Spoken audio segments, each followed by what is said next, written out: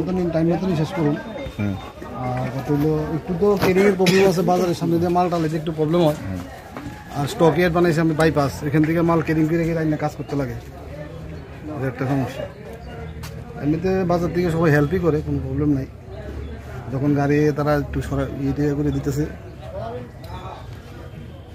কিছু অভিযোগ আছে যে আপনি যারা কাজ করে তারা টাকা পয়সা পায় না? না না, অভিযোগ কিছু নাই, মানে কাজটা স্লো হইতেছে। স্লোর কারণ হয়েছে যেমন মাটি কাটা, জেসিবি দিয়ে কাটছি, লোক দিয়ে মাটি কাটাইছি, একটা পোর্শন করে আরেকটা পোর্শন হইব, মাল রাখার জায়গা নাই।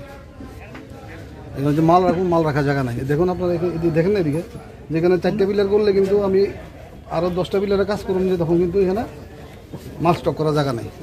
এটা কমপ্লিট হইলে তারপর আবার নতুন করে মাল স্টক করুন, চেষ্টা করুন টাইমের মধ্যেই শেষ করুন।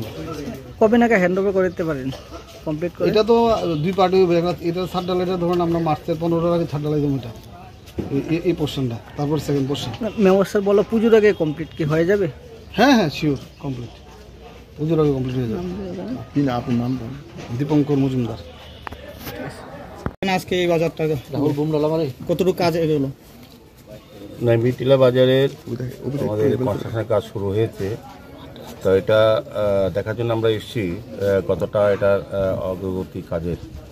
তো আমরা দেখলাম আমাদের সঙ্গে আমাদের জোনালের চেয়ারম্যান আছেন, অজিত মল্লিক আছেন, এই এলাকার যিনি কর্পোরেটর অলোক রায় মহোদয় আছেন, আমাদের একজন ইঞ্জিনিয়ার জয়দীপবাবু সহ আমাদের সমস্ত আধিকারিকরা আছেন।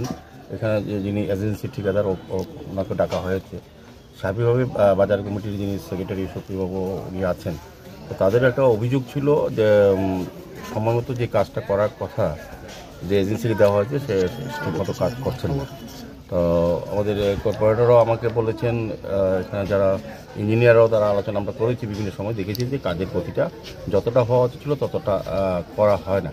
তো আমরা সেই ব্যাপারে বাজার কমিটির সঙ্গে আজকে আলোচনা করেছি, সম্মুখ আমরা সুপারভিশন করেছি। আমরা ভিজিট করার পর আমরাও লক্ষ্য করেছি যে এজেন্সি যাকে দেওয়া আছে সে ঠিকমতো কাজ যতটা করা উচিত ছিল এই টাইমের মধ্যে, নির্দিষ্ট সময়ের মধ্যে সেই কাজটা করা হয়নি। তো ওনাকে বলা হয়েছে নির্দিষ্ট সময়ের মধ্যে কাজগুলি শেষ করার জন্য, যদি না পারে আমরা পরবর্তী ব্যবস্থা গ্রহণ করবো। আমরা চাইবো, যার কারণ মাননীয় মুখ্যমন্ত্রী ভূমি পূজা করে আনুষ্ঠানিক উদ্বোধন করেছিলেন, এটা টাইম মনে একটা প্রোগ্রাম ছিল আমাদের। এটা আমরা যে কোনো মূল্যে দুর্গাপুজোর আগেই ব্যবসায়ীদের হাতে তুলে দেওয়া হবে, এটা পরিকল্পনা আমাদের আছে। সেই মতোই আমরা কাজের চেষ্টা করছি। আমাদের ইঞ্জিনিয়ারদের আমরা নির্দেশ দিয়েছি, বলা হয়েছে তারাও দেখবেন যদি এজেন্সি সে পর্যন্ত কাজ না করে তাদের প্রতি কোনো দুর্বলতা প্রকাশ করার কোনো সুযোগ নেই, বলা দেওয়া হয়েছে ওদেরকে সরিয়ে অন্য কাউকে দিয়ে কাজটা করবো। আমাদের টার্গেট পুজোর আগে আমরা বাজারটা এই যতটা কাজ করার এটা আমরা হ্যান্ড ওভার করবো। ফুটপাথটা কি অবস্থা? ফুটপাথটা ব্যাপারটা কোন জায়গায় ফুটপাথ?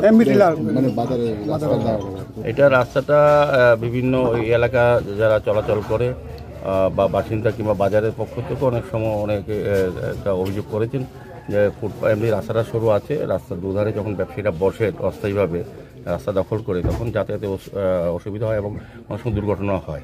তো আমরা এমনি চেষ্টা করব যে ফুটপাথে যারা অবৈধভাবে রাস্তা দখল করে বসে আছে, আমরা সারা আগরতলায় ফুটপাথ ক্লিয়ার করার চেষ্টা করছি।